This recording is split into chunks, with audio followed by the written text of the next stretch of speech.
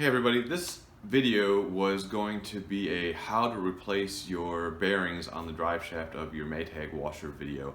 I've got a 5-year-old Maytag Bravos XL and it sounded like this.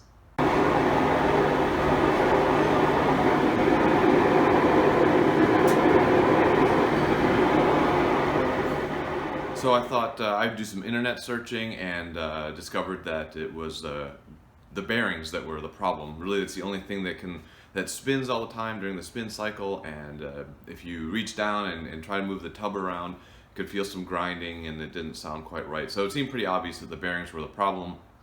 I would just go ahead and replace it.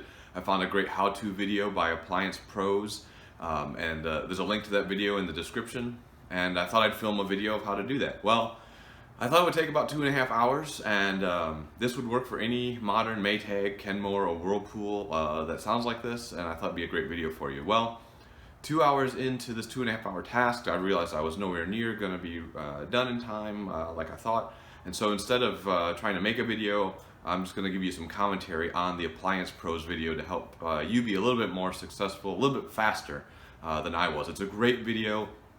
You can pause it all along the way, and it really tells you everything you need to know in order to do the video, so my replicating that wouldn't really be all that helpful anyway. So if you have a whole day or half a day and you're decently good with hand tools and you can jury rig along the way on a few things if you need to, then this replacing the bearings is going to be a whole lot cheaper than paying someone to do it or buying a whole new washer. So like I said, my washer was just under 5 years old, and so technically it was under the limited warranty for the drive mechanism. But when I called Maytag, they wouldn't tell me what parts were specifically included and whether it was just the motor or whether it was include the bearings. I had to have somebody come out and diagnose the problem, and then they'd tell me if it was under warranty or not. And if it was under warranty, only the parts were covered and not the labor. So I would have to pay for a service call, and then the amount of time it would take to actually do the work, and I may not even be the parts covered under warranty. So that was quickly going to be hundreds of dollars, probably just as cheap to just buy a whole new washer at that point. But for under $100, I was able to buy the parts and rent the tool to do the work. So that's the recommended approach that I took, and I recommend to you if you can do some things with tools. So go ahead and watch the Appliance Pros video, and then I'm going to give you some more tips as well that helped me out. There's also in the description, I've linked the parts that I bought and the tool rental that I actually got off of eBay. Now I was a little bit skeptical about renting a tool off of eBay. You pay, it was 30 bucks for the tool and then $70 for shipping. And that's the rental fee, or the deposit, I guess. So total is $100, which is how much it costs for a new tool. And I was a little bit skeptical, but I got the tool in just 2 days of shipping. I used it. You've got 60 days, I think, to get it back to them. You pay for the return shipping, and then you get that $70 back. It all works great. I actually honestly highly recommend it. It's a lot cheaper than buying a new tool. One thing to point out on my Bravos XL, the Appliance Pro video says that you use a putty knife and pop the hinges open, the hinge clips open. It doesn't work like that on mine. You unscrew the couple of screws from the back of the hinge, and then you actually push the lid forward, and then it rotates up.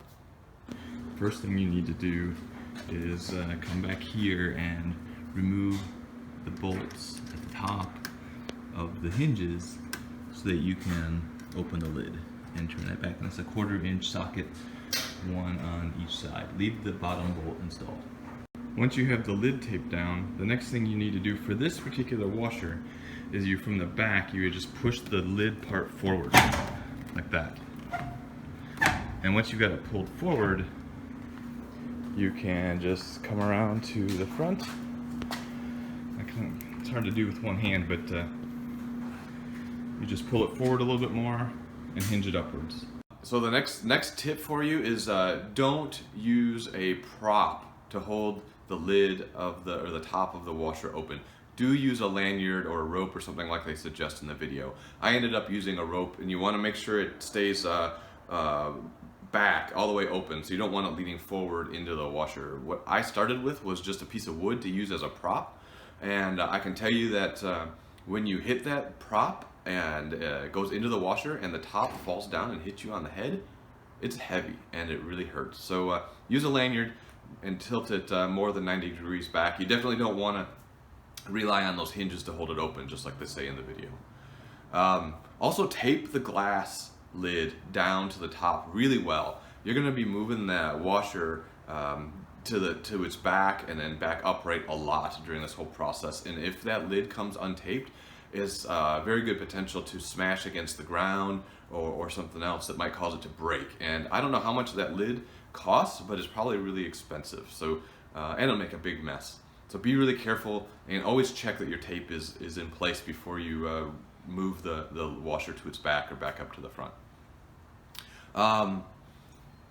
And do realize you're going to be flipping this washer back and forth a lot, and take the time to check that everything is out of the way when you make that move every time. After 5 hours into it and you're flopping it back and forth, you want to just go fast with it and just be careful, go slow. When it comes to removing the inner tub, the video recommends a method that uses a jack from your car to help get it out. I had to do it, absolutely. I don't know, maybe if you're stronger than me, you can pop it out, but I definitely had to use that jack method. I was lucky in that I had a few short pieces of wood that I could use as they show in the video to help pop it up. Frankly, I would just assume that you're going to have to do that. You might get lucky and it might come free easily, but I'm assuming that it's not going to be the case. Do realize that that jack method will only get the tub up as far as so that the top of that drive shaft is level with the bottom of the tub, and that's not all the way out. So you're going to have to get the jack out of there, and it's still going to be stuck in there a little bit. At least it was for me. So I had to have another person, my son came out and helped, and he pushed down on the outer tub while I wiggled and pulled up on the inner tub, and I had to really jerk it up a few times to get it finally to come 100% free. So just realize you're probably going to need a second person, and that'll all make sense once you get in there. Do be careful that that second person, when they're holding the outer tub down, does not have their head over the inner tub, because when you get that to come free, it's just going to come up, and you don't want to hit that person in the face. So once you do all of this disassembly work to get to the bearings, and it's really easy to get the bearings out and put them in if you have that tool. There are other videos out there that show how to do it without the tool, how to jury rig your own tool. Guys, ladies, just take the $30 or $45 hit, rent the tool. It'll be so much worth it. The actual installation of these bearings was the fastest part of this whole project. Be careful when you use the tool though, when you press the bearings in. I wanted to make sure that they were fully seated. I didn't want to have to take this all apart again. The video warned you that if you don't get it quite right, you're going to have to go back in. I wanted to avoid that, so I cranked down on them really hard, and that actually causes problems. So be wary of that. And what it is, there's a metal sleeve that you're going to put inside the housing for where the drive shaft goes. It's between the two bearings. And that sleeve basically free floats inside of that the little tube that it sits inside of. It's not the same diameter of that tube. And if you crank the bearings down too hard, they're gonna compress that sleeve, and it's almost 100% guaranteed that sleeve then will not be perfectly aligned with the inner diameters, the holes of both of those bearings, and the drive shaft has to go through both bearings and through that inner sleeve. And if you crammed it in place, it won't line up, and you'll have to take it all apart again. Also, if you crush those bearings together, it's going to crush that inner sleeve. That's what I did the first time, and it was totally unusable. I couldn't get it back into the shape it's supposed to be in. Thankfully, I had the old one. It was perfectly fine, so I reused the old one. So get the bearings seated, but when you get to a stop with that nut, don't over crank it. It'll be fine. And it really didn't take me a whole lot of turns on that nut to get it all fully seated. The tool works really well. Finally, when you get it all, when you're really putting it all back together, there's a lock nut that goes on the bottom of the drive shaft. You're like 5 hours in, you want this to be over with. The video makes it look like it's pretty easy to get that lock nut installed. Yeah, at least for me, the one that came with mine, it was not, it did not want to go on. It was super tight. They tell you hold on to the end of the drive shaft with a pair of pliers and use your adjustable wrench to get that nut on, it would not go for me. I had a real hard time with it.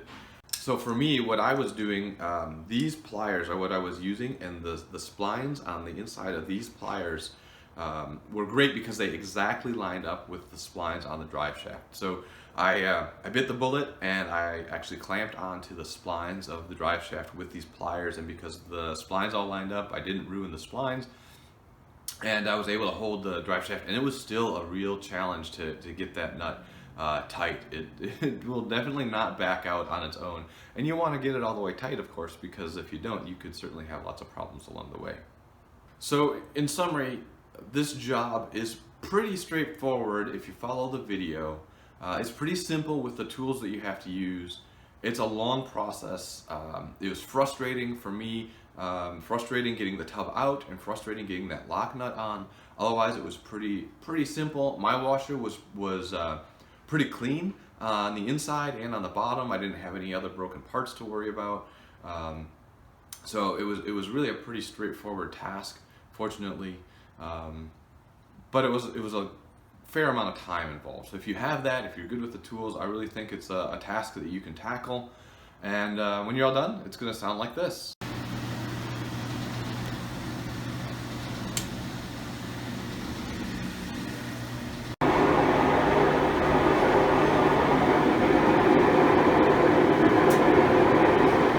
So I hope this video helps you out. I hope my commentary helps you out. I hope the Appliance Pros video, I can't give them enough credit. They did a really good job with this one. Is useful to you. In the description below are links to the parts and the tool rental, and also that Appliance Pro video that I used. Feel free to leave comments, ask questions. I'll do the best I can to answer them. And good luck with the project. I hope it works out for you as well as it did for me.